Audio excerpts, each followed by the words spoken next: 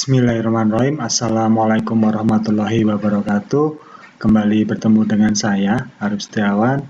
Kali ini kita akan melanjutkan materi Sistem Informasi Akuntansi mengenai sasaran belajar 2 menggambarkan pengendalian untuk pengolahan pesanan pelanggan. Nah, ini salah satu studi kasus dalam Sistem Informasi Akuntansi.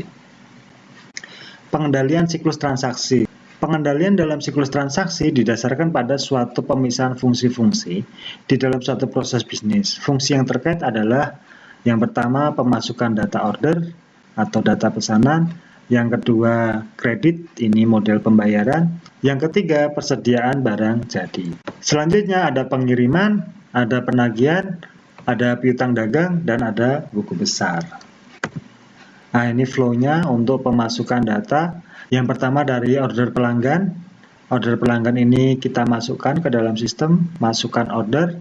Lalu selanjutnya turun, membuat order. Nah, di sini masuk ke database. Di sini ada order database dan ada master price list atau daftar harga. Selanjutnya masuk ke order penjualan. Master price list ini dibuat ya untuk menentukan harga dari produk yang kita jual. Sedangkan order database di sini dia menyimpan data-data pesanan dari para pelanggan. Karena banyaknya pelanggan ya, jadi kita butuh pengolahan data yang besar, maka di sini menggunakan order database. Next. Proses kredit atau model pembayaran kredit. Dari pengambilan order baru atau pesanan baru masuk ke order penjualan. Order penjualan diproses untuk persetujuan kredit. Lalu di sini ada proses kredit, masuk ke database, dan di sini masuk ke database file kredit. Jadi datanya terpisah dari data order dan data file kredit. Setelah itu baru order penjualan disetujui. Jadi ini ada proses kredit di sini disimpan dan disetujui di sini menghasilkan dokumen kredit. Untuk yang simbol-simbol ini adalah simbol dokumen. Ini simbol proses manual. Ini simbol proses menggunakan komputer. Ini simbol dokumen manual. Ya. Persediaan barang jadi. Dari sini siapkan packing list. Ya. Lalu di sini menghasilkan dokumen packing list, lalu diproses menjadi packing order. Setelah itu proses pengiriman. Proses pengiriman di sini disimpan di dalam data pengiriman. Dari proses pengiriman ini menghasilkan dokumen packing list bersama barang. Jadi ini adalah data barang yang akan dikirim. Lalu di sini masuk ke proses pengiriman. Next. Proses pengiriman. Barang jadi ya, produk kita yang siap dikirim di packing list bersama dengan barang. Ya, ini dokumen bersama barang. Lalu di sini ada proses pencocokan order. Pencocokan order ini diambil dari database pesanan. Dari database pesanan, di sini menghasilkan dokumen packing list. Di sini ada proses pencocokan, lalu dilanjutkan ke proses pengiriman.